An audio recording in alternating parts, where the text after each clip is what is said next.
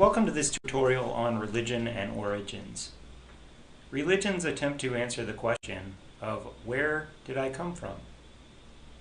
And that question applies on both the individual and on the community level. Religions begin by telling stories.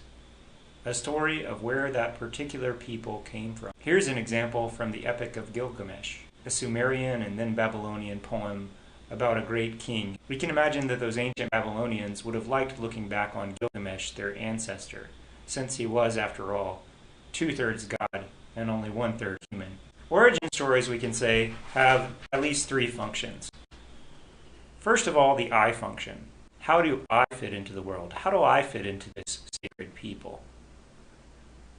People listening to sacred stories, whether it be the story of Abraham going south to the place that God said that God would show him, or Moses bringing the people up out of Egypt, or whether it's a story from a non-Judeo-Christian tradition, like the churning of the ocean of milk in Hinduism, where the gods churn the ocean and out emerges the goddess Lakshmi, and they all fall down and worship her.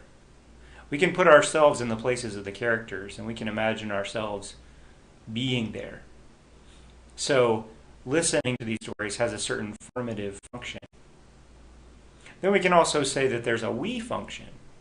There's a sense in which the sacred story actually creates the people that listen to it. It actually calls a people into existence. Next, a should function. These aren't just any people in these stories, but they're in a sense exemplars for the people listening to the origin story. They tell religious people how they should act and the sorts of things that they should be doing.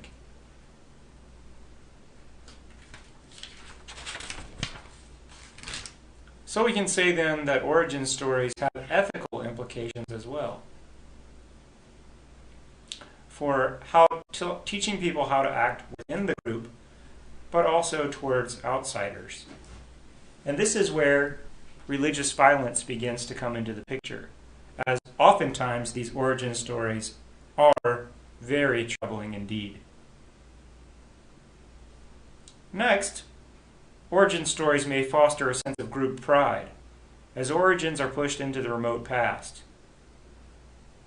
Who wouldn't want to have a divine ancestor, or an ancestor who was a great hero?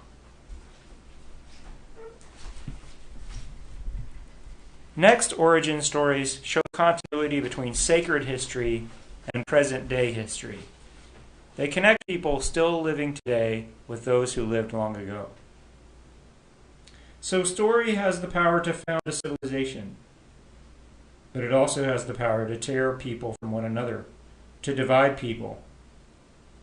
Story has the power to generate art and literature and music, and to tie generations together, to build goodwill and community.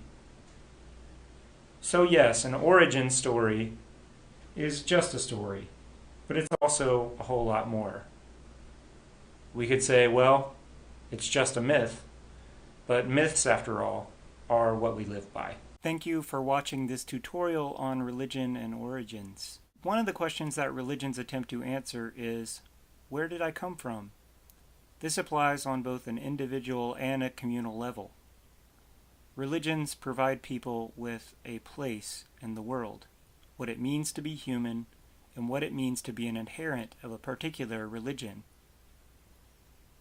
Religions often do this through origin stories that use narrative to make a larger point, such as the story of the desert wandering of the Hebrew people and their eventual arrival in the land of Canaan, an ancient land in the eastern Mediterranean, which corresponds to present-day Israel and Palestine, the very land promised by God to Abraham in the Hebrew Scriptures.